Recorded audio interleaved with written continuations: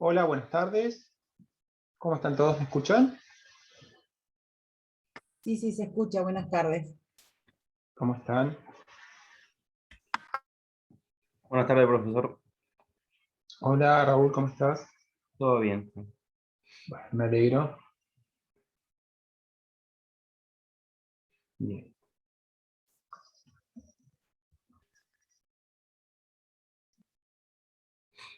Bueno, no sé si saben si falta alguien más para ingresar a la reunión, si saben si hay algún compañero o alguna compañera que esté faltando.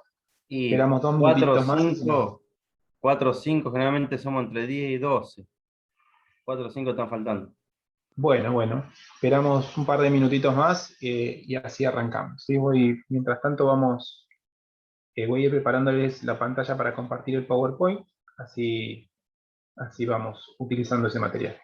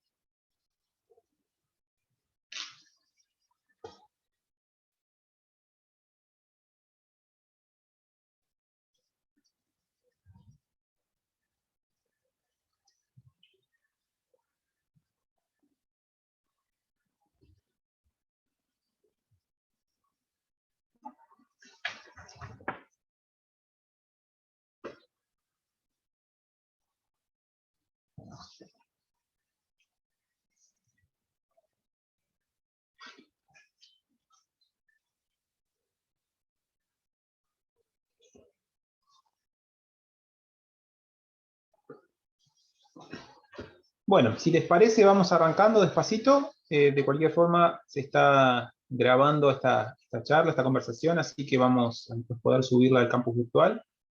Yo no sé si ya se los publiqué, si no les aviso, conseguimos capaz que ustedes ya lo tienen, el enlace a las grabaciones, ¿sí? Hay un enlace a un área de la facultad, creo que es del centro de estudiantes, en la cual están concentradas todas las grabaciones de las clases correspondientes a esta comisión.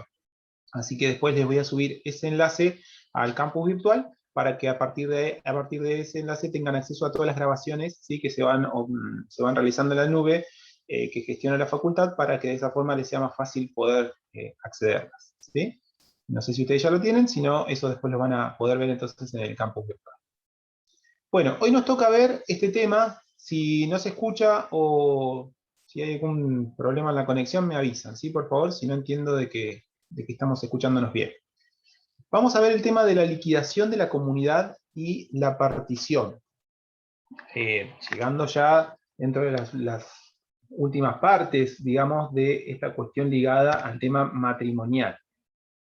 Para poder ubicarnos en este tema, que es un tema, yo diría, tal vez uno de los más complejos de poder entender bien en cuanto a lo que hace a la cuestión económica, ¿sí? Y a los problemas económicos que puede haber, fundamentalmente en los casos de la salida de las parejas del divorcio, sino también cuando ocurre el fallecimiento de alguno de ellos, para ver qué es lo que pasa con los bienes gananciales en el caso de que estén dentro del régimen de comunidad. Con lo cual me parece importante, antes de poder ir a fondo con este tema, o por lo menos lo mejor que podamos lograrlo, tomar un poco de impulso, ¿sí? Ir un poquito hacia atrás para ver dónde estamos parados dentro de esta dinámica familiar, para así, a partir de ahí, entonces tratar de entender cómo seguimos avanzando en esta cuestión.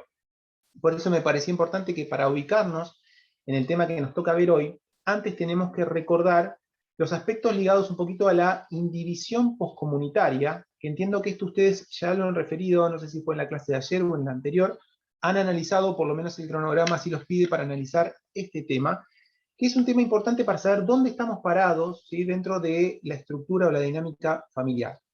Y acá les traje un concepto que nos da Belucio en cuanto a lo que es esto, o lo que entiende que es esta indivisión poscomunitaria, y él refiere que es esta situación en la que se halla la masa de bienes gananciales desde la disolución de la sociedad conyugal hasta la partición. Es decir, desde el momento en que opera esta disolución nos encontramos con un sistema patrimonial, un régimen económico patrimonial particular, que se denomina de indivisión poscomunitaria. A ver si esto anda. Bien. Nosotros sabemos entonces que la indivisión poscomunitaria, dentro de esta idea temporal de indivisión poscomunitaria, a ver si me están dando bien como quiero el PowerPoint.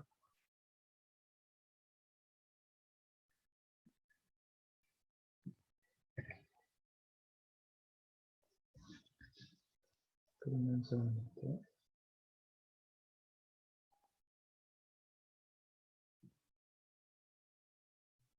Esto se supone que era un PowerPoint ágil y que tiene movimientos para que ustedes me puedan entender en la idea, pero bueno, está fallando esta PowerPoint. Acá es algo que no estaba previsto esto. A ver, se supone que esto tiene ciertos movimientos que a ustedes nos va a ayudar, o creo que los va a ayudar a saber dónde estamos ubicados. Pero está andando muy lento, así que no sé qué es lo que le pasa. La práctica salió bien, previo a esto, pero el en vivo puede fallar. Está pensando, la computadora se quedó medio tildada. A ver si ahora camina.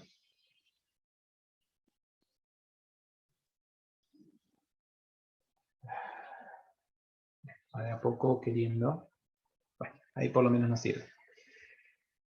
Nosotros tenemos entonces que desde el momento en que opera lo que hoy se conoce como extinción de la comunidad, si bien Belucio refería a disolución de la comunidad, hoy técnicamente por las causales que tenemos previstas para la extinción entonces de la comunidad, del régimen económico de comunidad, entonces tenemos que a partir de ese momento, ¿sí?, esa masa de bienes gananciales se encuentra en lo que se denomina esta indivisión poscomunitaria, porque justamente a partir del momento en que opera entonces la extinción del régimen, de este régimen económico de comunidad, ese conjunto de bienes quedan cristalizados, entonces esa masa de bienes gananciales queda cristalizado en ese punto para entrar entonces en lo que corresponde que hoy estudiemos, que es la liquidación justamente de esa masa de bienes gananciales y llegar de esa forma a la partición efectiva que tiene que ver con la atribución concreta, ¿sí?, de los bienes, ¿sí?, del porcentaje de la porción de esos bienes gananciales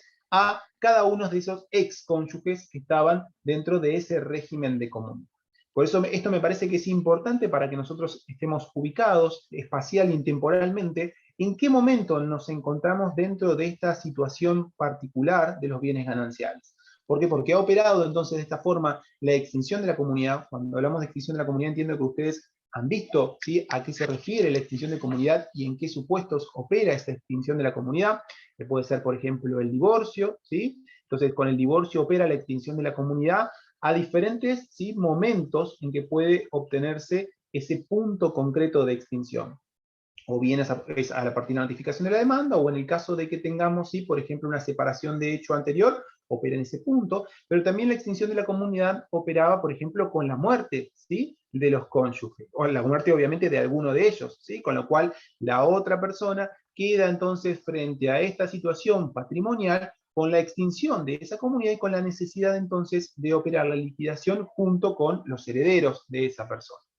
El caso más típico que nosotros vamos a utilizar dentro de la parte de familia es el divorcio, porque es en la generalidad de los supuestos en los que nos trae mayores complicaciones, justamente para saber entonces cuáles son estos bienes que integran la masa de gananciales, cómo se va a hacer para realizar estos bienes, para determinar el activo, para determinar el pasivo, para determinar entonces cuánto de estos bienes representan, cuánta deuda hay que cubrir con estos bienes, y finalmente entonces lograr la partición.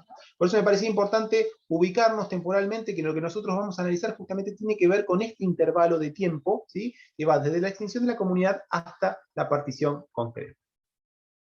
Una vez que se produce entonces la extinción de la comunidad, se concreta la expectativa de los cónyuges o de los herederos, dependiendo por supuesto entonces cuál sea la causal de esta extinción, respecto de los bienes gananciales formados durante la vigencia de dicho régimen y existentes a la disolución. Acuérdense que mientras la comunidad está en funcionamiento, esos bienes que la integran y que forman parte justamente de ese régimen de comunidad están en expectativa en relación a lo que les correspondería a uno y a otro, ya que la titularidad de ese bien va a depender o va a determinar, mejor dicho, quién va a poder disponer, ¿sí?, y quién va a poder administrar de esos bienes. Y quien no sea titular respecto de esos bienes gananciales tiene un derecho en expectativa que justamente se va a materializar, se va a cristalizar, se va a poder concretar al momento en que opere la extinción de la comunidad. Con lo cual vamos a encontrarnos con que en ese momento los bienes gananciales que tengamos a ese punto son los que van a conformar esta masa que vamos a tratar de liquidar y efectivamente partir, distribuir entre los cónyuges. Recién a partir entonces de la finalización del régimen de comunidad es cuando se verifica la existencia de las masas partibles. Mientras tanto, puede ser que haya entrado y salido bienes mientras estaba vigente la comunidad, y eso, independientemente de lo que tiene que ver con la administración y las reglas particulares que hay para poder disponer sobre esos bienes, entran y salen y formaron parte de la dinámica propia de la comunidad, ¿sí? Pero recién va a importar a los fines de liquidar esa comunidad los que tengamos al momento de la extinción justamente de ese régimen patrimonial. Hoy estaba el PowerPoint que no quiere, ¿eh? No quiere caminar, que no quiere trabajar. A ver. A ver, esperen un segundito.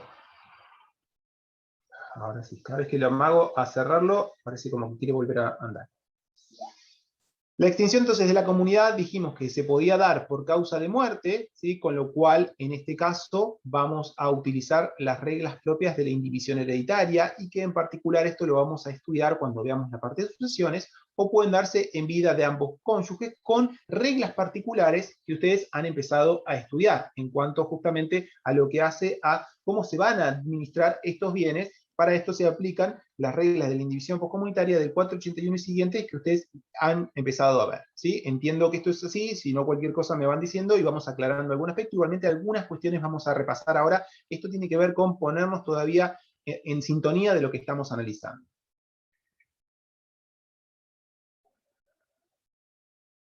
Esperen un segundo, porque esto ya me está poniendo nervioso a mí. Me imagino que ustedes también. Y mande el PowerPoint, me pone muy mal.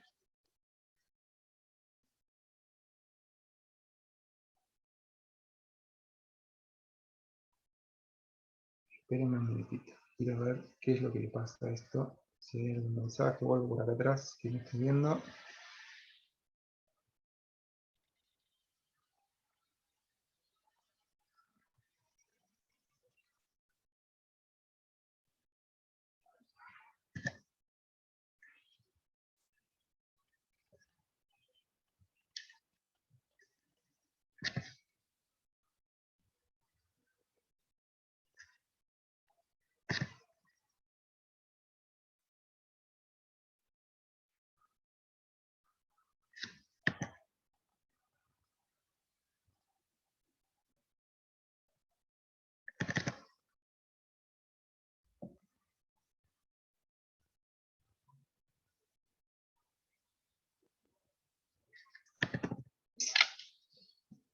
Bueno, cuando queremos que funcione, no anda, directamente está trabado.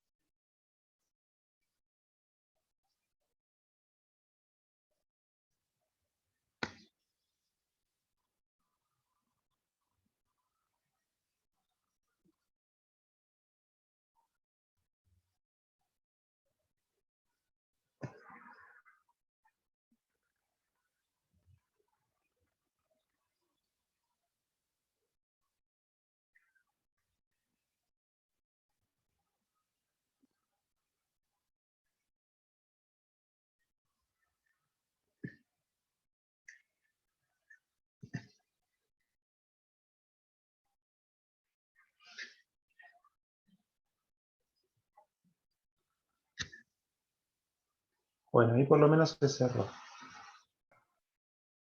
Ahí Ahí. está, perfecto, genial. Sí, sí, ahí está grabando. Buenísimo. Bueno, ahí te tengo entonces de copiloto. Copiloto para la reunión. Sí, no hay problema. Bueno, a ver si esto ahora quiere caminar. Bueno, acá andábamos. Creo que por lo menos va un poquito más rápido. Ahí, bueno, creo que está queriendo pensar mejor. Sigo avanzando, porque esto tiene que ver con un repaso que quería hacer para ustedes ubicarlos en la cuestión en tiempo y espacio, pero me parece que, dadas las circunstancias, vamos a ir más rápido con esto.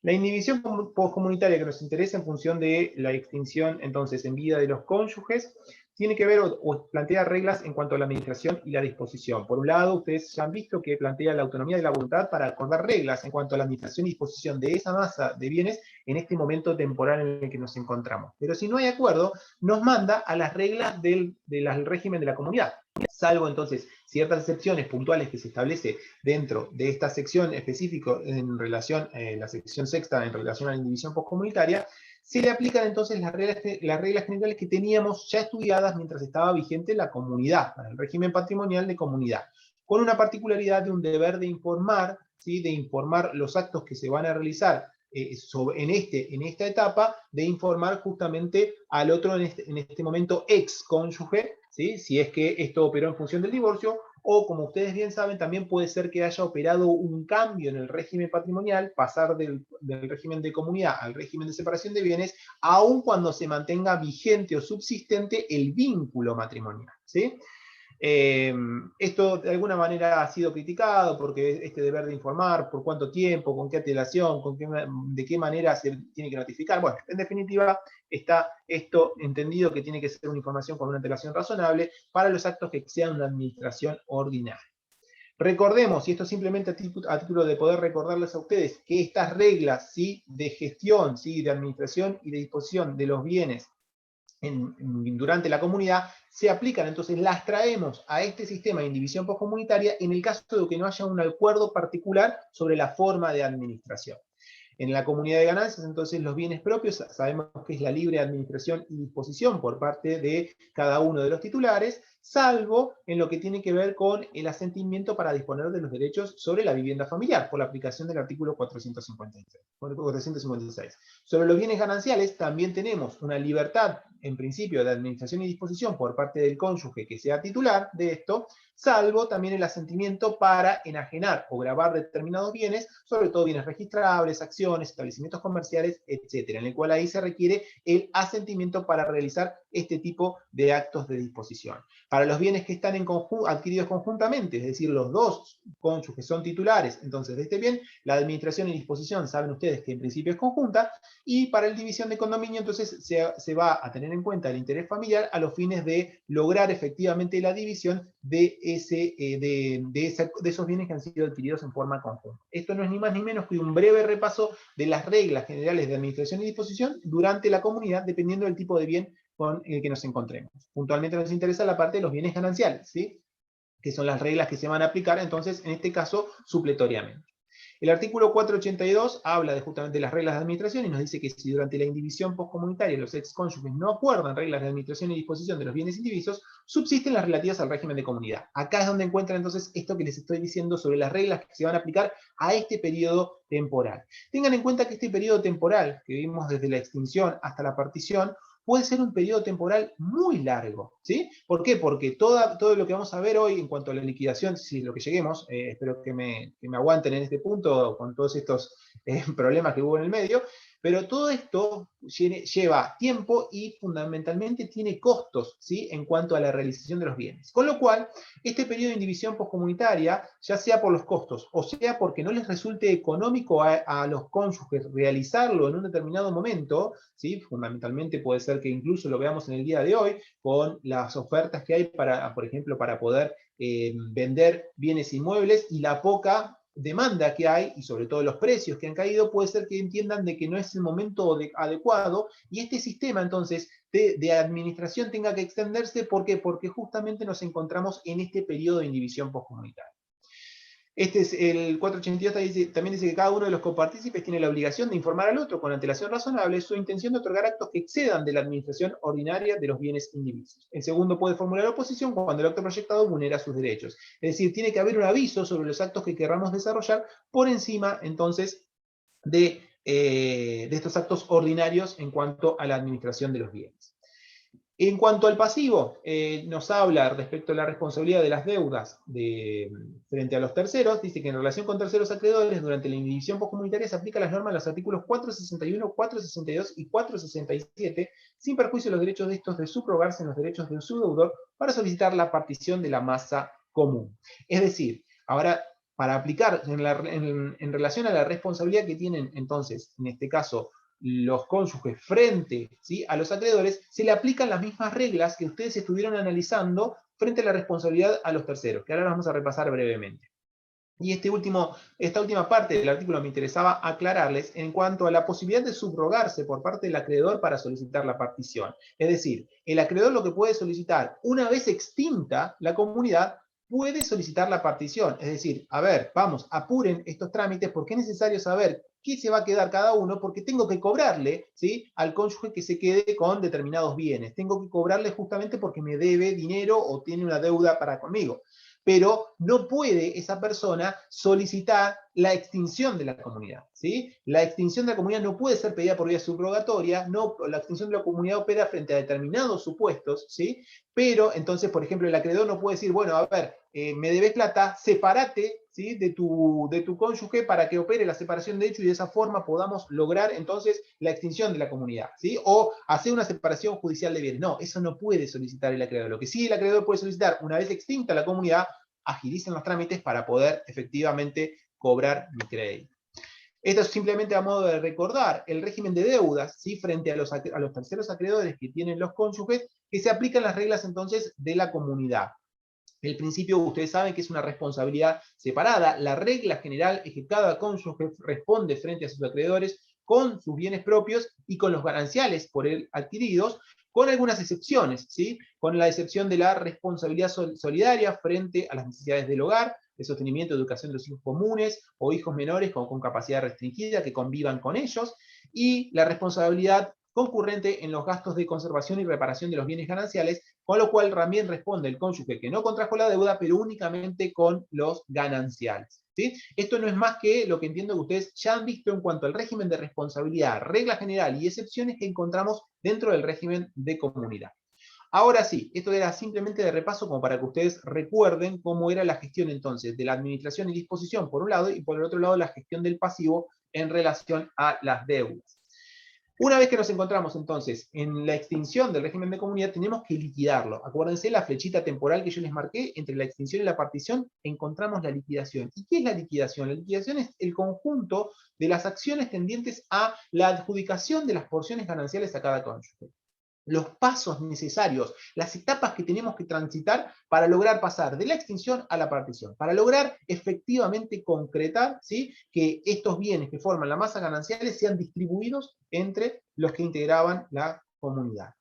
Para esto necesitamos pasos, necesitamos transcurrir por ciertos pasos que nos marca la liquidación. Por un lado, tenemos que determinar el activo, determinar los bienes que hay en el patrimonio de cada cónyuge y su valor. Importante esto, entonces. Determinamos los bienes que tiene cada cónyuge a la época de la extinción. El total, ¿sí? Todos los bienes que tenemos en ese momento. Tenemos que hacer el inventario y el avalúo de esos bienes para después hacer una clasificación. Para después entonces decir, bueno, a ver, de todos estos bienes que tenés, ¿cuáles son bienes propios y cuáles son bienes gananciales? Nos van a interesar claramente, ¿sí? Determinar o trabajar sobre los bienes gananciales, pero puede haber discusión, ¿sí? Sobre cuáles son bienes propios o cuáles son bienes gananciales. Acuérdense para esto de repasar lo que entiendo que ustedes ya han visto en cuáles efectivamente la ley considera que son bienes propios y cuáles son los que considera la ley que son bienes gananciales, ¿sí? Entonces, tenemos que saber qué tienen de bienes cada uno de los cónyuges al momento de la extinción. Y ahí analizar si esos bienes, ¿sí? Acuérdense que la extinción entonces nos cristaliza la masa ganancial, nos dice, bueno, esto es lo que tiene el patrimonio cada uno de los cónyuges, o excónyuges, podría decirlo también, al momento de la extinción de la comunidad. ¿Sí? Importante esto, acuérdense entonces que la extinción de la comunidad no solamente se da por la muerte de las personas, no solamente se da por el divorcio, ¿sí? Con la retroactividad al momento en que haya operado, por ejemplo, la separación de hecho, sino también puede haber una extinción de un régimen de comunidad, ¿sí? Manteniendo subsistente el vínculo matrimonial por elegir pasar al otro régimen, ¿sí? Con las características propias que esto tiene. Entonces, necesitamos saber qué hay de activo, necesitamos calificar justamente, ¿sí? Una calificación concreta de qué bienes son propios y qué bienes son gananciales. Y una vez que tenemos esto, tenemos que saber cuál es el pasivo, qué tenemos que responder con esos bienes, ¿sí? ¿Qué pagos tenemos que hacer? Si hay bienes que tengamos que reintegrar en relación a justamente lo que integra la masa de gananciales. Y el reconocimiento también de las recompensas. Esto de las recompensas es un instituto particular que lo encontramos en este momento, ¿sí? En el momento en que opera entonces la extinción de la comunidad, reconocido como tal a partir del Código Civil y Comercial nuevo, aunque ¿sí? Este instituto, a partir de varias interpretaciones doctrinales y jurisprudenciales de las normas que había en el Código anterior, ya se reconocía, pero ahora expresamente fue previsto el régimen de recompensas, ¿sí? En nuestro sistema. Y una vez que ahora vamos a desarrollarlo, una vez que tenemos entonces determinados estos aspectos, activo, qué tipos de bienes tenemos, cuánto es lo que tenemos de deuda, y finalmente si hay recompensas reclamadas de una persona hacia la otra, tenemos que hacer entonces la división de los gananciales con la partición concreta efectiva, ¿sí? ¿Cuánto se va a quedar entonces cada uno de esos bienes? Y si es que se quedan con algo, ¿sí? Porque puede ser que efectivamente las deudas superen al activo, ¿sí? Entonces, eso es lo que tenemos que descubrir en la liquidación. La atribución de bienes a cada cónyuge como propietario exclusivo. Y de ahí en más, ¿sí? Cada uno entonces va a seguir su camino independientemente con los bienes que haya tenido, con los bienes con los que haya salido de este sistema de comunidad. Es posible, ¿sí? Es posible realizar lo que se conoce como una partición privada, es decir, una de las formas posibles de partición, fíjense que el artículo 500, ¿sí? Dentro ya de la sección 8 referente a la partición de la comunidad, nos dice que el inventario de división de los bienes se hace en la forma prescrita para la partición de las herencias. Este artículo es una norma de reenvío a los artículos 2369 y siguientes que habla de la partición en los casos de sucesiones, ¿sí? Y si ustedes ven esos artículos, ¿sí? A partir del 2369, prevé la posibilidad de una partición privada. La partición privada, ¿sí? Quiere decir entonces que estos cónyuges, estas personas que integraron la comunidad, se pueden poner de acuerdo en ver cómo hacen para distribuir estos bienes y obviamente responder a las deudas, ¿sí? Y esto tiene que ver entonces con un principio fundamental de autonomía de la voluntad, entonces, de estas personas que ya han salido del régimen porque se ha extinto el régimen de comunidad, con lo cual las normas de orden público que protegían ese sistema de comunidad han quedado, ¿sí? En ese momento, ¿sí? Ya no estamos en esa instancia, por eso me parece importante ubicarlos a ustedes espacialmente dónde estamos parados, para entender entonces que acá la autonomía de la voluntad es lo que este código y lo que la idea del legislador ha realzado a los fines de evitar mayores conflictos, ¿sí? Y fundamentalmente evitar tener que hacer peticiones judiciales, evitar tener que generar mayores gastos y con esto entonces generar detrimento sobre la masa de los bienes gananciales, que en definitiva es la que responde frente a toda esta cuestión. Con lo cual es posible siempre y cuando las partes acuerden respecto a las diversas temáticas que abarca entonces la liquidación, y a partir de ahí se podrá arribar a una partición también privada que puede hacerse en la forma y por el acto que por unanimidad consideren conveniente. No es decir que no significa que si uno de ellos, ¿sí? Partiendo de la idea de que los dos están vivos, ¿no? Partiendo de la idea de que, por ejemplo, obtuvieron un divorcio en el cual entonces extinguieron la comunidad a una fecha determinada, si los dos están vivos y están los dos de acuerdo, pueden operar por resolver la cuestión en forma privada. Ahora, si uno quiere y el otro no, entonces tendremos que ir a la partición judicial, que es la que vamos a desarrollar con mayor detalle. Salvo con alguna excepción para los casos de los inmuebles que, si bien se puede hacer en forma privada, necesitan que sea cristalizado, que sea materializado a través de la escritura pública en función de lo que establece el 1017. Es decir, que si tienen bienes inmuebles, para poder, ¿sí?, generar y realizar esta partición, tienen que pasar por un escribano.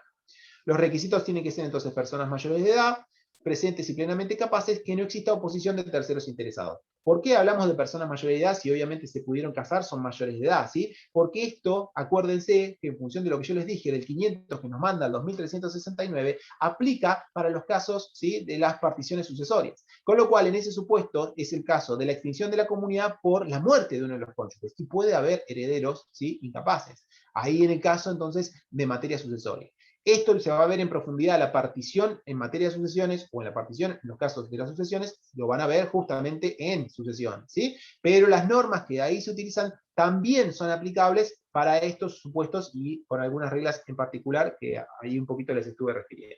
Por eso habla de estos requisitos la ley, porque nos estamos entendiéndolo o analizándolo de acuerdo a la normativa de las particiones sucesorias. Acá en este caso, claramente, si los cónyuges están vivos, ambos entonces van a tener que ser mayores de edad y plenamente capaces, es decir, que tengan la posibilidad de realizar este tipo de acuerdo, y que obviamente no haya oposición de algún acreedor que vea alguna maniobra por parte de los cónyuges para desinteresarse o para, digamos, evitar que ingresen bienes en su patrimonio, y de esa forma entonces pueda oponerse a esa partición privada y pedir la partición judicial.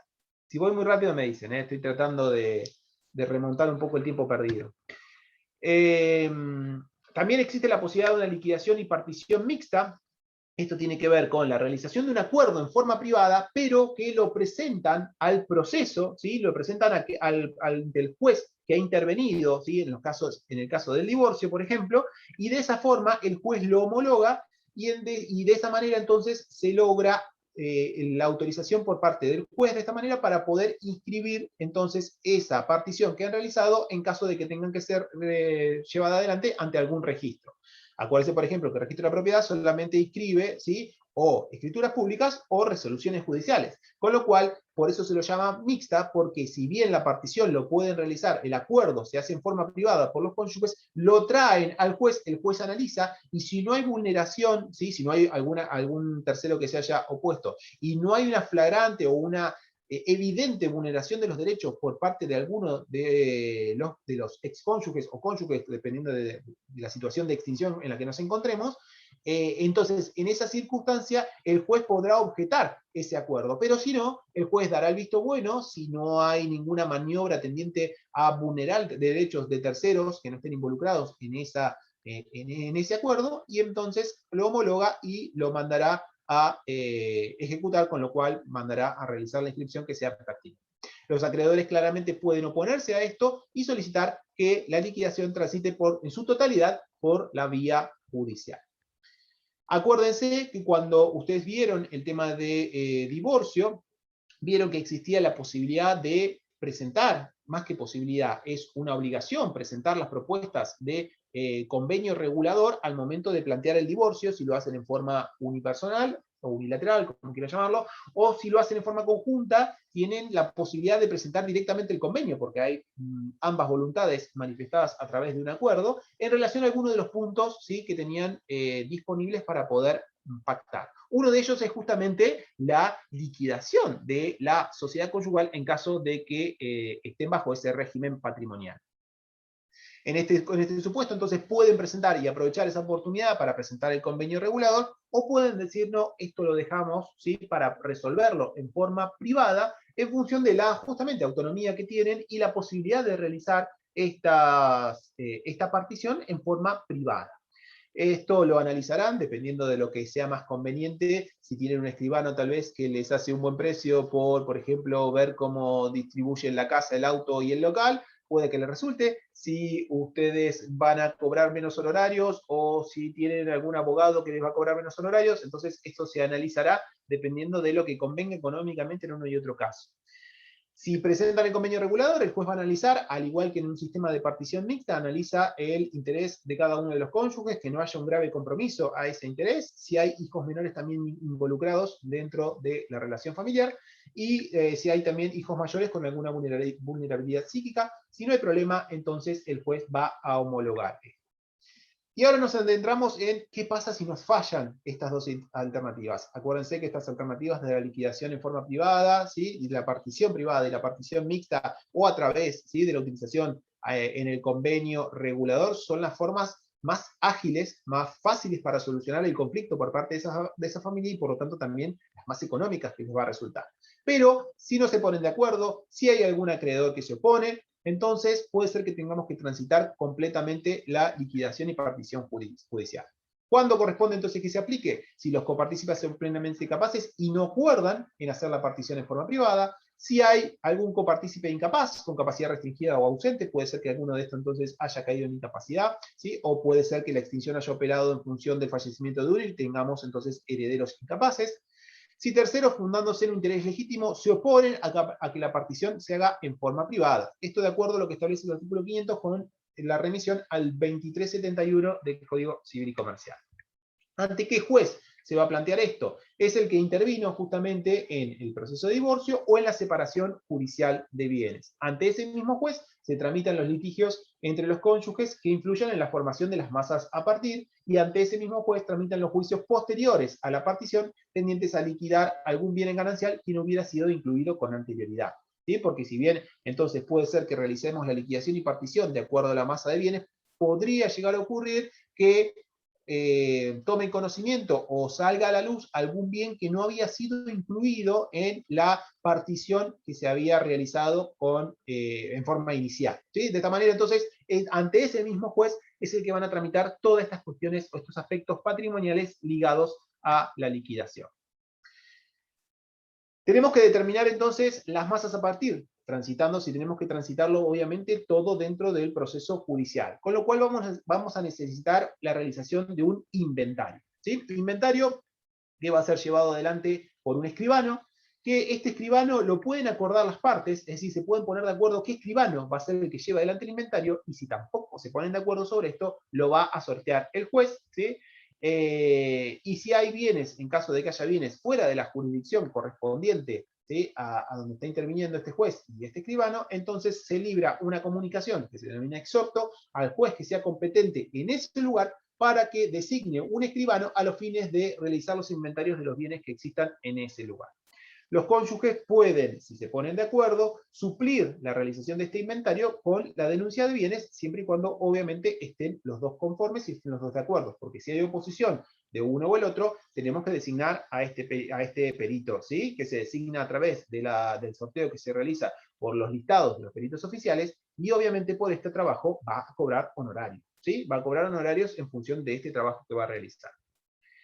Esta masa común partible que se va a formar con el inventario se va a constituir a partir de los activos gananciales líquidos de uno y otro cónyuge, ¿sí? Es decir, acuérdense que entonces nosotros primero tenemos que saber qué bienes hay para después calificarlos. Pero una vez que los calificamos, los que a nosotros nos importan son los gananciales que hayan quedado existentes a justamente ese momento en que operó la extinción de la comunidad. Esto que parece sencillo, generalmente da lugar a muchos conflictos, ¿sí? Y todos tienen que ver, ¿sí?, estos conflictos, o la gran mayoría, a las diferentes interpretaciones que hace uno y otro en cuanto a si es un bien propio o es un bien ganancial, si nace como propio y después se transforma en ganancial, o si nace como propio y se le hacen accesiones, ¿sí? Por lo cual es muy importante que ustedes puedan tener en cuenta y repasar muy bien digamos, el desarrollo casuístico que hace nuestro sistema, que hace nuestro código en cuanto a qué bienes son gananciales, a qué bienes son propios, la regla general que hay, y que lo trabajen esos dos artículos que son, se los repaso por las dudas, que son el 464 y el 465, los trabajen en una suerte de espejo. Ustedes fíjense que si los analizan van a ver que cuando habla de un bien propio y lo caracteriza, ¿sí? En espejo, en el otro artículo, refiere por contraposición a lo que se entiende por bien ganancial. Pero es importante que ustedes tengan en claro y fundamentalmente las reglas generales que hay en relación a él.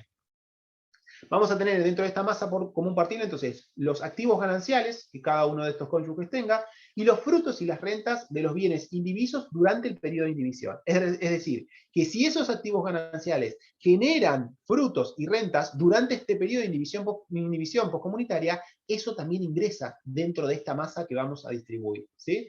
Esto hay veces que también da para mucho, digamos, cuestionamientos, ¿sí?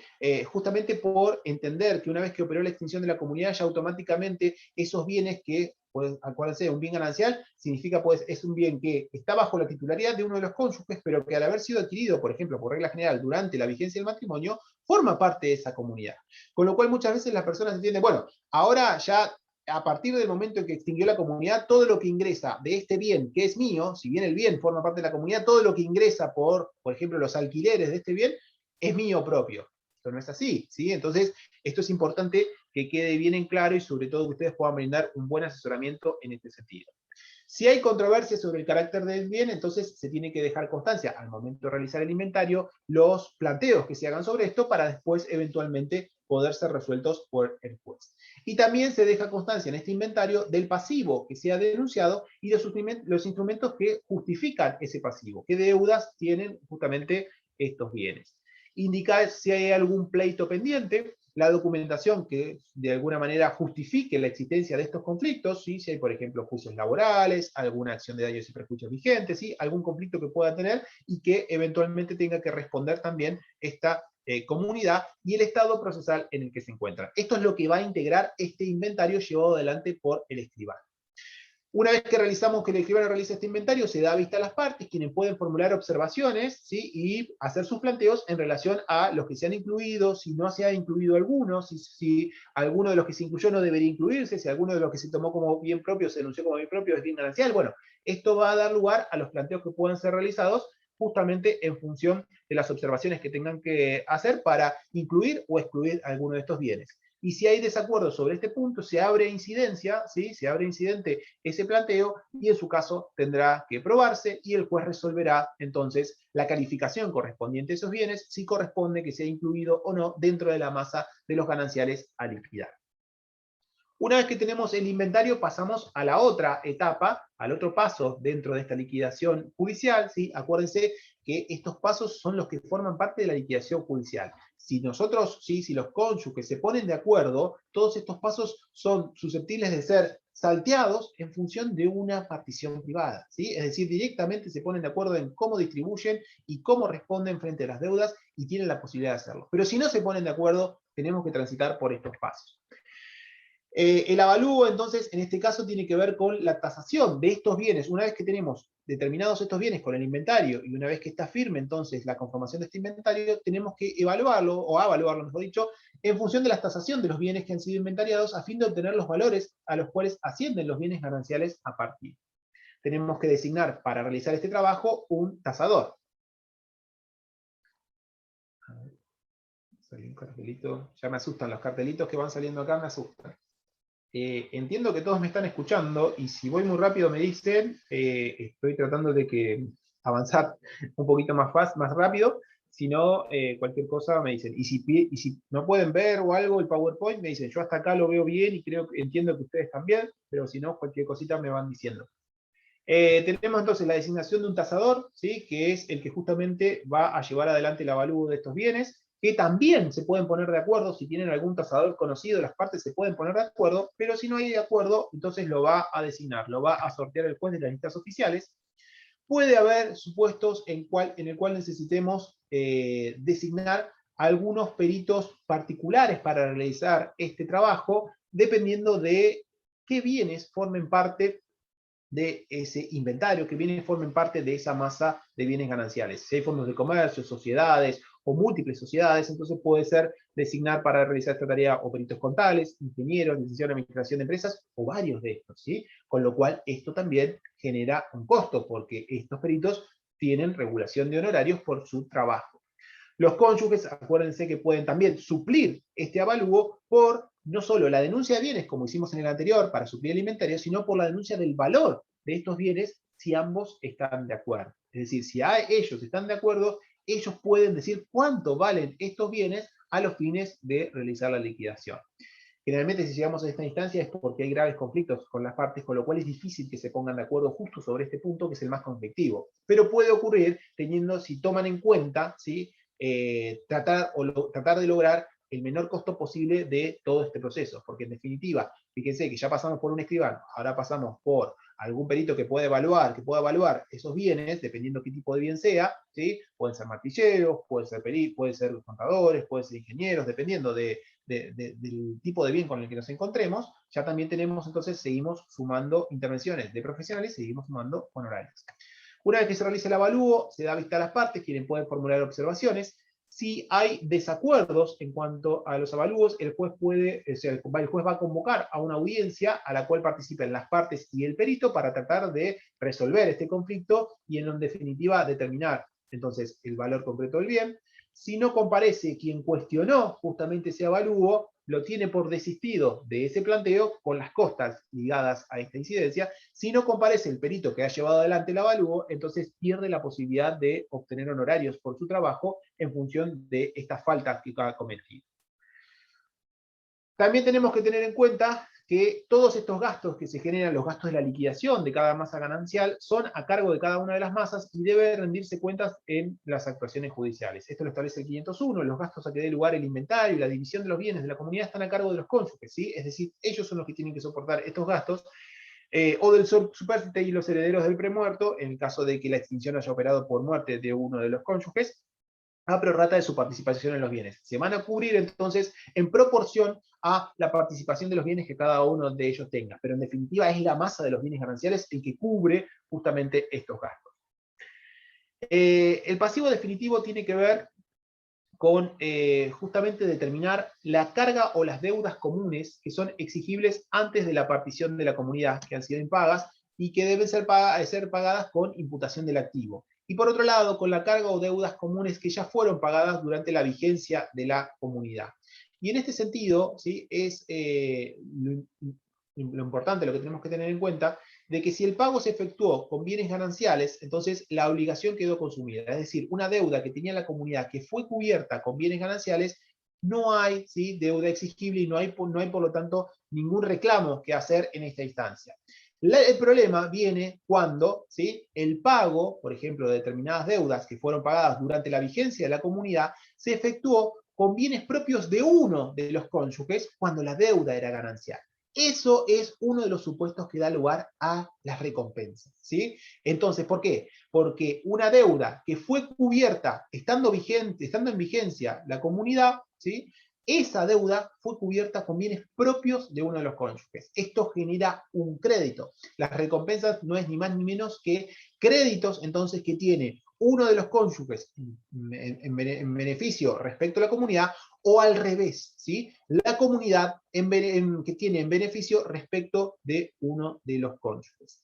Entonces, en ese supuesto, ¿sí? En estos supuestos, sí hay derecho a recompensa para mantener incólume el patrimonio propio que se había afectado para pagar la deuda en común. Es decir, que no haya un perjuicio, ¿sí? De uno de los cónyuges en detrimento respecto a la comunidad de ganancias. Es decir, que si uno pagó con su propio bolsillo, con su propio patrimonio, ¿sí? Con bienes propios, pagó deudas de la comunidad le debe a ese cónyuge ese valor, ¿sí? Que haya pagado. Y al revés también, ¿sí? Si había una deuda propia que pagó la comunidad o con bienes de la comunidad, entonces ese cónyuge le deberá recompensa a la comunidad. ¿Sí? Acá hay que diferenciar bien en el tema del pasivo, ¿sí? Las cuestiones externas de las cuestiones internas, ¿sí? Que hacen a las deudas que tiene la comunidad. Por eso y era importante que yo les hable al principio entonces del régimen de responsabilidad frente a las deudas que analizamos al principio de la comunidad, porque ese régimen está inspirado en analizar la cuestión de la obligación desde la faz externa, es decir, cómo responden frente a los acreedores. Y vieron entonces que frente a los acreedores, ¿sí? Cómo respondemos con los bienes, en principio cada uno responde con los bienes, ¿sí? Frente a sus deudas, con los bienes propios y con los bienes gananciales por él adquiridos, salvo en algunos supuestos, ¿sí? De excepción que hacen a el piso mínimo obligatorio o el núcleo mínimo, ¿sí? Del régimen patrimonial, que tiene que ver con los aspectos ligados a la solidaridad. Distinto, ¿sí? Y esto es muy importante que ustedes lo encuentren, a cómo vamos a analizar el pasivo ahora, en este punto, porque lo que nos interesa en este punto es ver las cuestiones o los reclamos que hay internos entre los cónyuges. ¿Qué contribución hay frente a las deudas entre esos cónyuges? ¿Por qué? Porque, por ejemplo, como les dije al principio, puede ser que en función de esa responsabilidad solidaria que había tenido uno de los cónyuges, que tienen los cónyuges durante la vigencia de la comunidad, hayan tenido que responder, por ejemplo, con bienes gananciales frente a una obligación propia o al revés. Esto es lo que da lugar, ¿sí? Esto es lo que da lugar a las recompensas. Este análisis interno de la contribución a las deudas que se hayan llevado durante, ¿sí? La vigencia de la comunidad, e incluso también tenemos que tener en cuenta el pasivo que hay a partir del momento de la extinción de la comunidad, con los gastos que se generan, lo que tiene que ver para llevar adelante justamente la liquidación de esa comunidad, es lo que se analiza en este punto. Por eso es importante que ustedes puedan separar, ¿sí? La responsabilidad que hay de los cónyuges frente a los terceros, ¿sí? La cuestión de la obligación y cómo responden frente a las deudas, y después cómo resuelven internamente las deudas que se hayan generado y las deudas que hayan sido cubiertas en los casos justamente de que pueda operar alguno de los supuestos de recompensa. Para esto es importante tener en cuenta el artículo 489 que refiere a las cargas de la comunidad, ¿sí? ¿Qué obligaciones, qué deudas, ¿sí? Son a cargo de la comunidad? Por contraprestación al 490, que vamos a ver después, cuáles son las obligaciones personales que cada uno de ellos tienen, pero analizadas desde esta faz interna, en la relación entonces que tienen entre los cónyuges al momento entonces en el que los encontramos de la indivisión poscomunitaria. Este artículo 489 nos dice entonces que son a cargo de la comunidad las obligaciones contraídas durante la comunidad no previstas en el artículo siguiente, es decir, no previstas como obligaciones personales. Y esta es la regla general. La regla general entonces, ¿qué es? Que las obligaciones que han sido contraídas durante la comunidad son cargas de la comunidad. Es decir, que es esa misma comunidad la que tiene que responder frente a esas obligaciones que han sido contraídas y que no son de las obligaciones personales que ahora vamos a analizar. Además, ¿sí? De esta regla general, este primer inciso contiene la regla general, ¿sí? En relación a las cargas de la comunidad, también son a cargo de la comunidad el sostenimiento del hogar, de los hijos comunes, y de los que cada uno tenga, y de los alimentos que cada uno está obligado a dar. Es decir, estas obligaciones son a cargo de la comunidad de ganancias. Las donaciones de los bienes gananciales hechas a los hijos comunes, y aún la de bienes propios si están destinados a su establecimiento o colocación, los gastos de conservación y reparación de los bienes propios y gananciales. Fíjense entonces, conservación y reparación de los bienes gananciales, pero también de los bienes propios, ¿sí? Desarrollados entonces durante esta comunidad son a cargo justamente de la comunidad. Lo que no es a cargo de la comunidad son las obligaciones personales. Acá yo les había hecho una aclaración en cada uno de los incisos. En el A, bueno, el inciso A, en cuanto a esta regla general, es congruente con la presunción de ganancialidad del 466, ¿sí? Acuérdense de esta presunción del 466 que refiere específicamente a que se presume, excepto prueba en contrario, que son gananciales todos los bienes existentes al momento de la extinción de la comunidad, ¿sí? Entonces, esta presunción es congruente sobre esta obligación que tienen, entonces, la comunidad frente a las obligaciones que hayan sido contraídas durante la vigencia de la comunidad. Acá en el inciso B, sostenimiento del hogar, de los hijos comunes, lo que cada uno tenga, adquisición y conservación del hogar, seguros, asistencia médica para la familia, vestimenta de la familia, algunos ejemplos que pueden encontrar en este tipo de obligación. Después, en el tema de las donaciones de los bienes gananciales hechos a los hijos, no comprende los gastos que se efectúen en favor de los hijos de uno solo de los cónyuges. Y en el último, la conservación y reparación de los bienes propios y gananciales no están comprendidos los gastos por mejoras de un bien propio, como ahora vamos a ver, ¿sí? En la obligación personal. Son deudas entonces de la comunidad cuando en su oportunidad fueron pagadas con bienes propios. En ese caso, ¿sí? Como les dije al principio, si estas deudas que son a cargo, son carga de la comunidad, fueron cubiertas con bienes propios, tendrá la posibilidad entonces de reclamar, de tener un crédito, ¿sí? Una recompensa en función de eso que pagó de su propio bolsillo cuando tenía que ser cubierto por la masa común. Evitar de esta manera, el objetivo de esto es evitar el enriquecimiento indebido de la comunidad en desmedro del capital propio de uno de los cónyuges. Por esto se da, este es el núcleo, el fundamento del reconocimiento de las recompensas. Por otro lado, las obligaciones personales de cada uno de los cónyuges son, de acuerdo a lo que establece el 490, las contraídas antes del comienzo de la comunidad, es decir, una obligación que se asumió antes del inicio del régimen de comunidad, las que graban las herencias, legados o donaciones, es decir, aquellos que han sido obtenidos a título gratuito, directamente recibido por uno de los cónyuges. ¿Por qué? Porque forma parte también de estos bienes propios. Las contraídas para adquirir o mejorar bienes propios, ¿sí? Fíjense entonces, adquirir o mejorar bienes propios son obligaciones personales de ellos. Ahora, la conservación, y vuelvo sobre esto, que teníamos acá, conservación y reparación de bienes propios, sí son cargas de la comunidad, ¿sí? Es decir, lo necesario para poder mantener, ¿sí?, el valor de esos bienes, sí es a cargo de la comunidad. Ahora, si mejoramos, si incrementamos esos bienes, entonces siguen siendo obligaciones personales.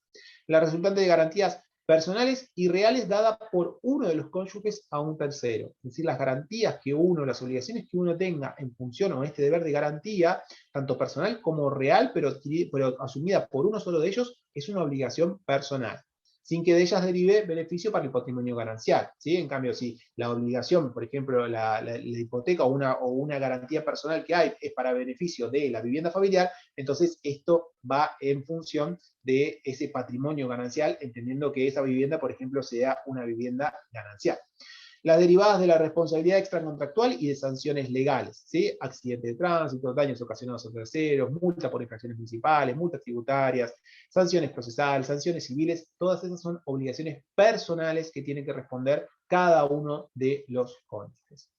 Como hablamos de las recompensas, entonces son créditos que forman parte de la liquidación de la comunidad por el incremento del patrimonio de uno de los cónyuges a costa de la comunidad o por el aumento del haber ganancial en detrimento del patrimonio propio de uno de los cónyuges, ¿sí? Esto es lo que intenta la recompensa equilibrar. Que no haya un desequilibrio del patrimonio de uno de ellos por sobre o en función del beneficio de la comunidad, y al revés, que la comunidad entonces no sea perjudicada en función del beneficio del patrimonio individual de cada uno de los cónyuges. ¿Cuál es el fundamento? Entonces es la acción de cobro de una deuda pecuniaria concreta, permite el reembolso del valor sustraído de una masa en beneficio de otra, manteniendo así cada masa de bienes su integridad, ¿sí? Esto lo que busca justamente es evitar un beneficio por encima de lo equilibrado respecto del otro. Esas entregas de bienes pueden explicarse como un préstamo, en el cual la restitución debe producirse al liquidarse la comunidad. Es una forma también de interpretar cómo sería esta compensación. Caso de las recompensas, ¿en qué supuestos podemos encontrar recompensas? El 491 habla de los supuestos de recompensas en general, ¿sí? Este artículo nos plantea un poco lo que mismo ya venimos diciendo, pero es concretamente donde tenemos reconocido la generalidad, la regla general para entender los casos de recompensas. La comunidad debe recompensa al cónyuge si se ha beneficiado en detrimento del patrimonio propio, y el cónyuge a la comunidad si se ha beneficiado en detrimento del haber de la comunidad. Es decir, básicamente la recompensa se da si con bienes propios cubrimos cargas comunes, y también se da la recompensa si con bienes gananciales cubrimos deudas personales. Por eso es importante entonces entender cuáles son las cargas de la comunidad y cuáles son las obligaciones personales. Si esas cargas de la comunidad son cubiertas con bienes propios, tendremos la posibilidad de reclamar una recompensa. Si las deudas personales que cada uno de los cónyuges tiene es cubierta con bienes gananciales, tendremos la posibilidad de que la comunidad de ganancias reclame entonces una recompensa a el cónyuge en particular. Y acá les traje un cuadrito comparativo de dónde se daría o si se aplicaría la posibilidad de una recompensa, sí o no, y en favor de quién. Entonces, si tenemos una deuda propia, pero que es pagada con dinero ganancial, sí se da la posibilidad de una recompensa y es a favor de la comunidad. Si la deuda es ganancial, pero pagada con dinero propio, sí se da la posibilidad de una recompensa, pero a favor del cónyuge que asumió el pago de la deuda. Ahora, si tenemos deudas propias pagadas con dinero propio, claramente no hay lugar de recompensa. Y si hay deuda ganancial pagada con dinero ganancial, claramente no, porque se consumió, ¿sí?, en el momento de la vigencia de la ganancialidad.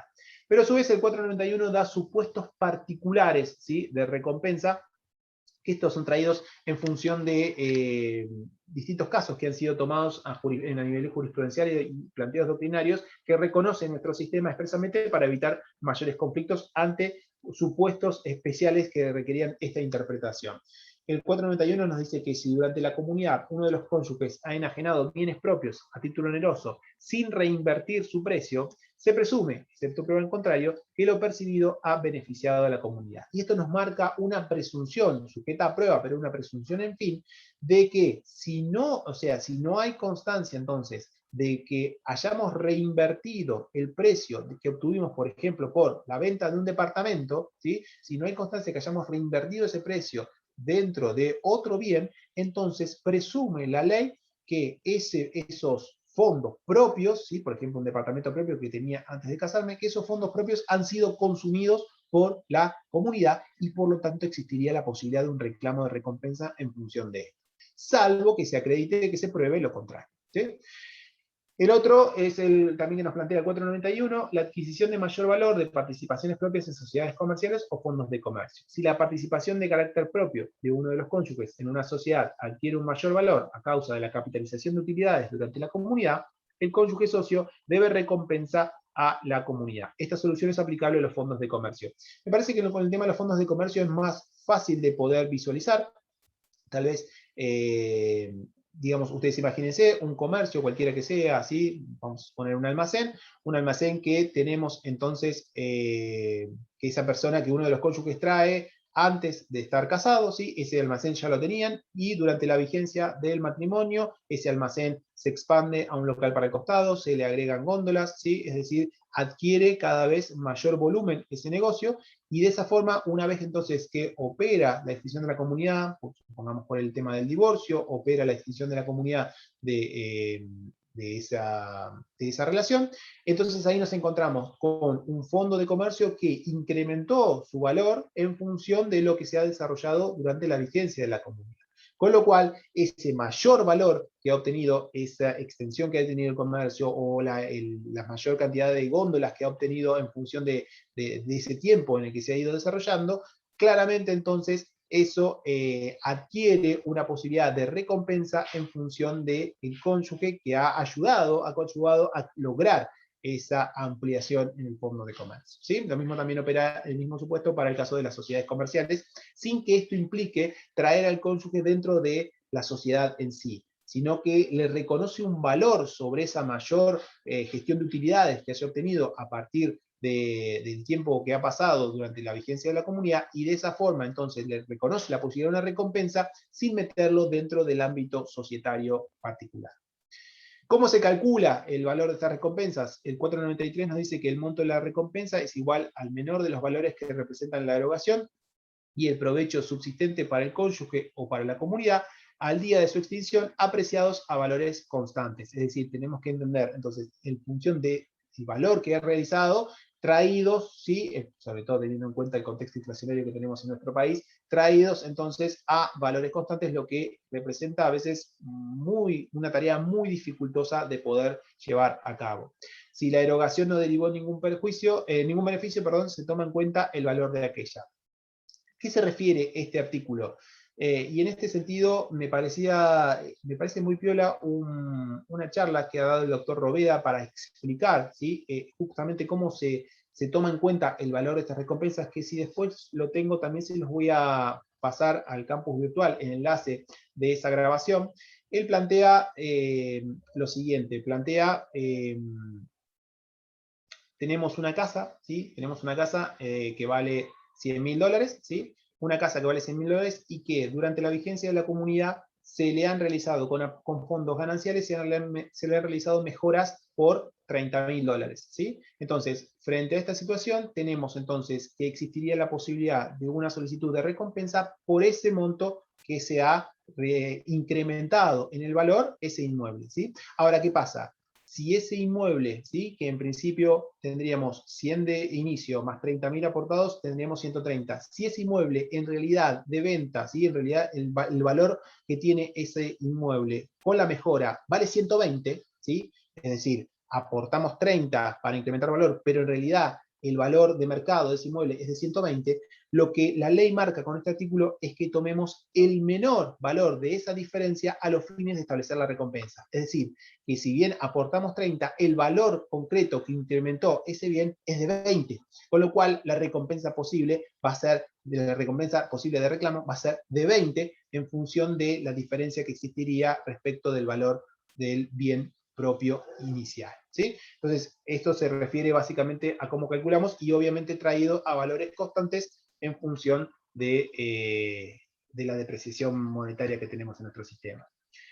Los bienes que originan recompensas se evalúan según el estado al día de la disolución del régimen, es decir, cómo traemos ese valor constante, lo traemos de acuerdo al estado en el que se encontraba al día de la disolución, al día de la extinción del régimen, y teniendo en cuenta el valor al tiempo de la liquidación. Es decir, tenemos que hacer, digamos, una foto de ese inmueble, o por ejemplo, de esa masa de bienes en ese momento, y una vez que transitemos todo este periodo, llevarlo entonces a un valor concreto al momento en que se efectúa esa liquidación. Tarea bastante difícil, pero bueno, hay que llevarla adelante en función también de la intervención de profesionales auxiliares que nos den cuenta de cómo es la evolución de estos valores.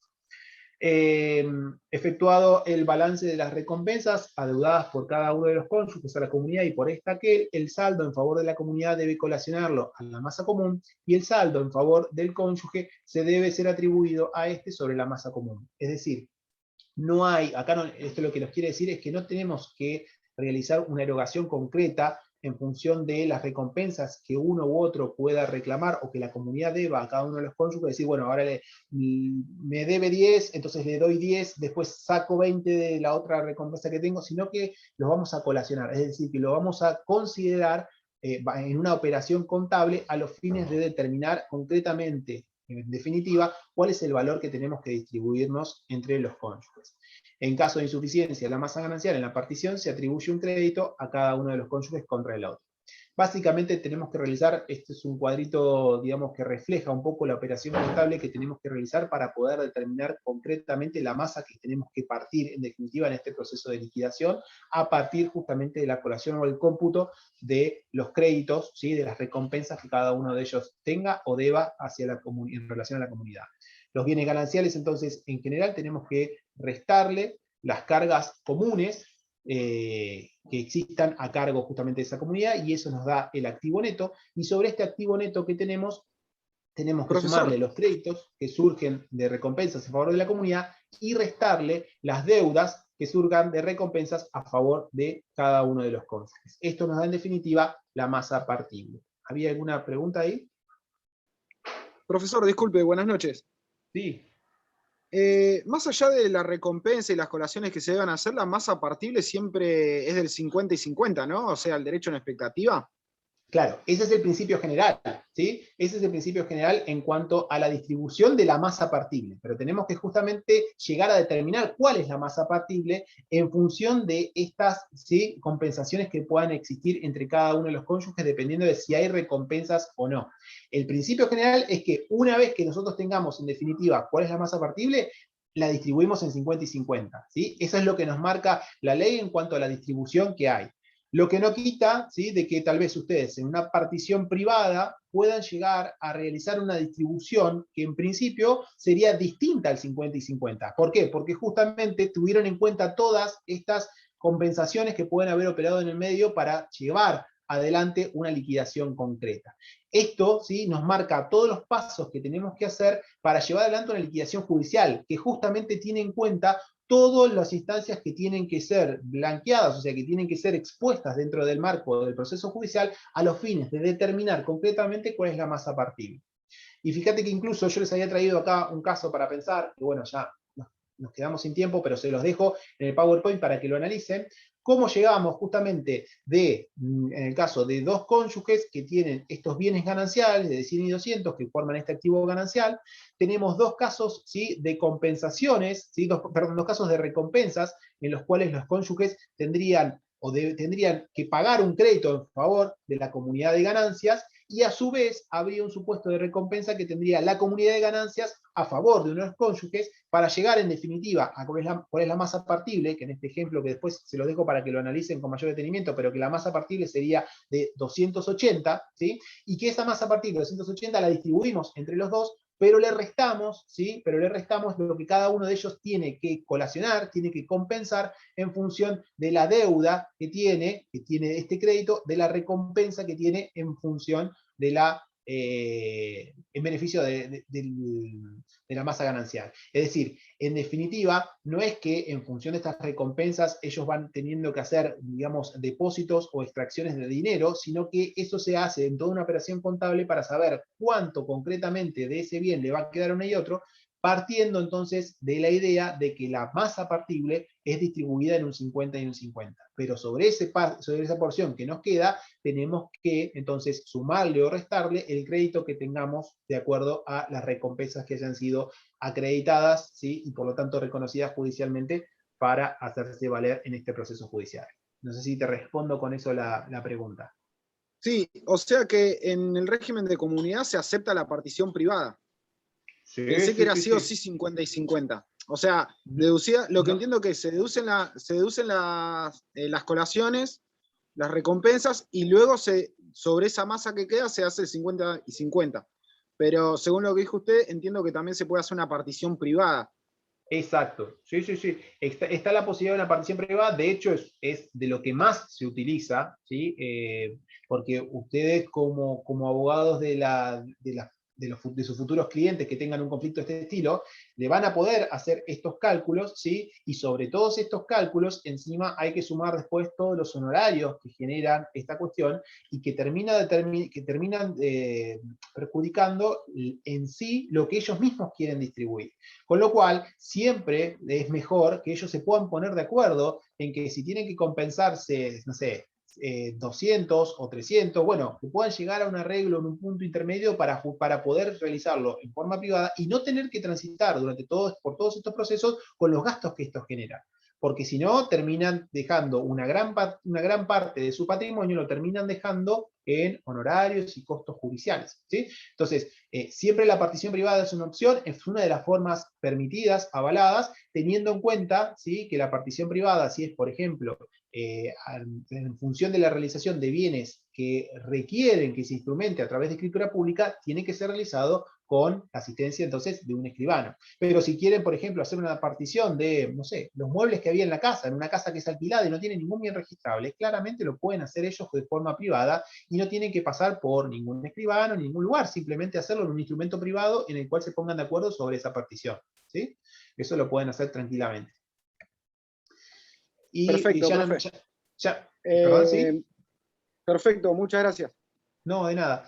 Bueno, y les dejo esto, chicos, perdón que nos quedamos sin tiempo, no les quiero consumir tiempo si tienen que ir a otra clase más. Es importante esto simplemente para que ustedes sepan diferenciar, porque da lugar a muchas dudas. La acción de recompensa, el pedido de recompensa es susceptible de prescripción, ¿sí?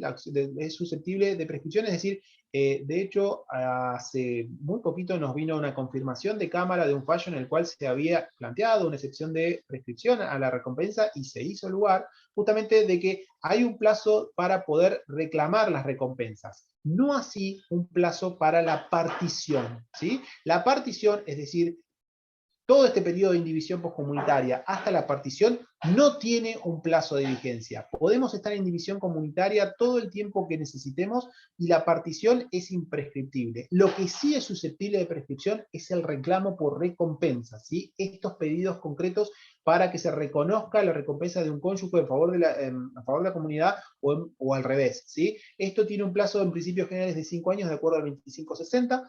Desde la extinción de la comunidad. Esto es muy importante y que sepan diferenciar. La acción entonces de recompensa sí es susceptible de prescripción, no así la partición. La partición es imprescriptible, está expresamente previsto esto, ¿sí? Y después les dejo acá un poco más para que vean en cuanto a, hasta ahí llegamos con la liquidación, con toda la operación contable para determinar qué es lo que teníamos que partir y en definitiva entonces tenemos que realizar la designación de un partidor, de otro auxiliar de justicia para que determine cómo hacemos la división entonces de esos bienes si tampoco se ponen de acuerdo y sobre todo si tenemos muchos bienes para liquidar, con una idea principal de la partición en especie, es decir, tratar de que los bienes puedan ser distribuidos en el mismo carácter en el que están. Si esto no es posible, entonces tendremos que ir al remate, a la subasta de estos bienes, ¿sí? El principio de partición en especie en el 2374, si no, en caso contrario, vamos a la venta de los bienes y a la distribución del producto entre los partícipes. Y con un principio de que si es antieconómica la división de estos bienes, no se debe dividir si ello hace justamente antieconómico el aprovechamiento de las partes. Bueno, les dejo después un par de plantillas más para que lo vean. Esto no es demasiado complicado para que los puedan revisar. Perdón que nos quedamos sin tiempo hoy. Bueno, tuvimos un poco algún percance técnico. Pero bueno, después les subo la grabación, también el PowerPoint, y les voy a subir también unos links de charlas que dio tanto el doctor Robeda, a la que les referí, como también el doctor Solari, que me parece que están buenísimas y que les puede aclarar bastante en estos puntos, más allá de lo que hayamos visto y lo que puedan ver con el PowerPoint. Y creo que también les voy a subir algún material de texto para que lo puedan leer, sin perjuicio de que esto analícenlo desde el material también de la bibliografía básica recomendada por la materia, ¿sí? Por la cátedra. Bueno, disculpas nuevamente por el inconveniente técnico, espero que no vuelva a ocurrir y nos vemos la próxima. Chao, profe.